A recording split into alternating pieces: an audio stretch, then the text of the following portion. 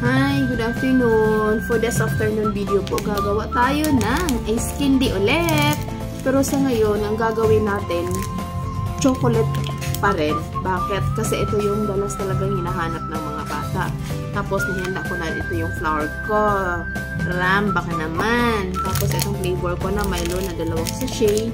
And then, itong 1/4 na sugar. Supposedly po, ang normal kong gagamitin is 1/4 lang talaga. Pero since gusto ng mga bata na matamis talaga, so nag-add ako ng konting tira ko last time.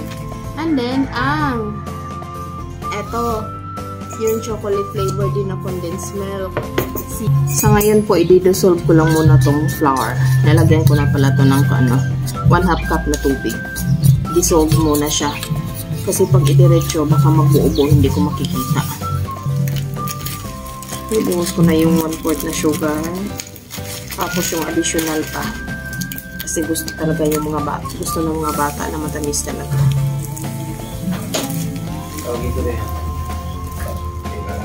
Ayan. Kailangan ma-dissolve na sugar. Then ngayon po, susunod na natin ang ating vanilla flavor. Ubusin ko na to kasi konti naman lang natira.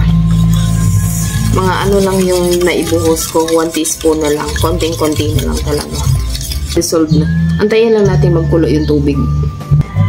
Yan ngayon, buhos ko lang ang flavor natin na Milo. 2 sachet yung ginamit ko.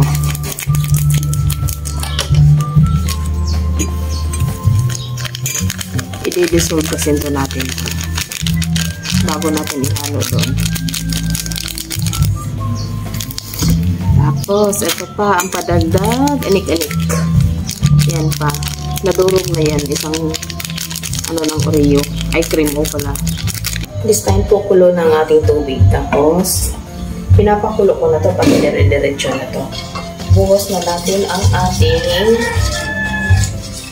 dinisolve na flour. Ano natin ito ibuhos?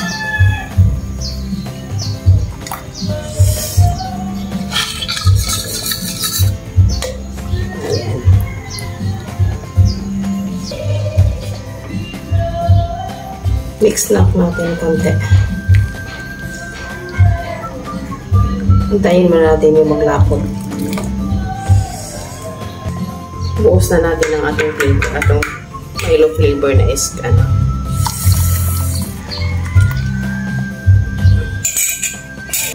Ito na siya ang ngayon. Ang itsura. Medyo maganda ang flour na nagamit ko ngayon. Kasi hindi pa siya hindi pa siya nakakulo o nag-sticky-sticky na siya. Habang minimikos-mekos ko to, habang minimix ko to, si Abby naglagay pa ng frozen towel sa ulo ko para kahit papano daw malamig yung ulo ko.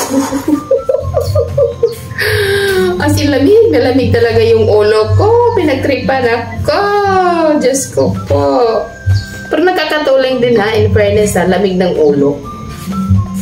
Ayan. This time po, kumulo na ang pinapaluto natin yung flour. Tapos susunod na natin ang ating condensed na choco flavor.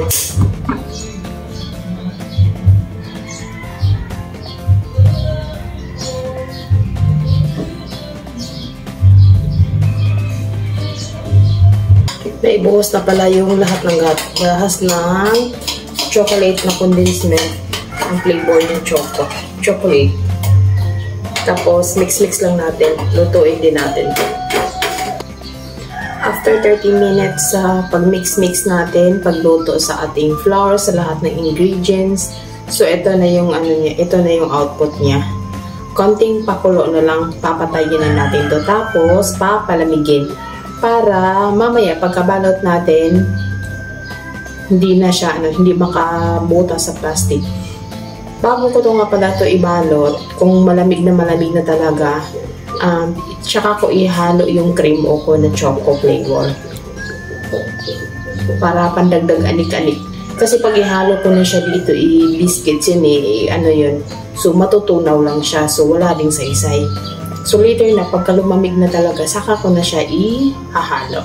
Pagka ready to, putos na tayo. Okay, tapos na tayo. Itsura niya. Ayan siya. purpose nga pala natin kung bakit ito niluluto para pag-ngat-ngat natin sa ice candy, hindi siya mayelo o hindi siya icons kung sa amin tawag sa Bisaya. Kasi ayaw din ng mga bata or ayaw din ng mga customer na gano'n na ma-icon. So, kaya ko siya niluluto. Yan. Ready na. Lapot na talaga siya. As you can see, ito na yung itsura niya. Ito na yung itsura niya. So, papatayin mo natin to and then papalamigin. Tapos na tayo. Ito na siya. Ready to balot na siya. Malamig na din siya. Ayan. Lamig na. So, pwede na siyang ibalot. Tapos nakahanda na yung mga kakailanganin ko.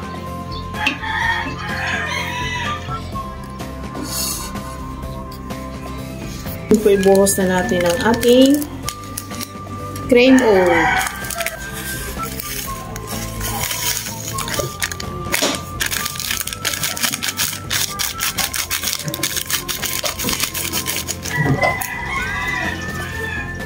Tapos, haluin ang haluin.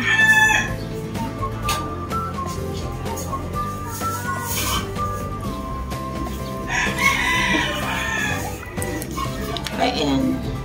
Hanggang sa lahat na ng ice candy ko, lahat ng ma-mix na talaga yung hinalo kong cream o palati ko talagang mababanggit, mabibigkas cream ay Oreo.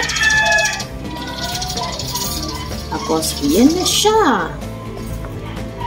Ready to balot na ang ating ice candy. Di approximate siguro nasa 65 to 70 itong nagawa ko sa isang timplahan. At itin na siya. Tapos, ipa-freeze muna namin.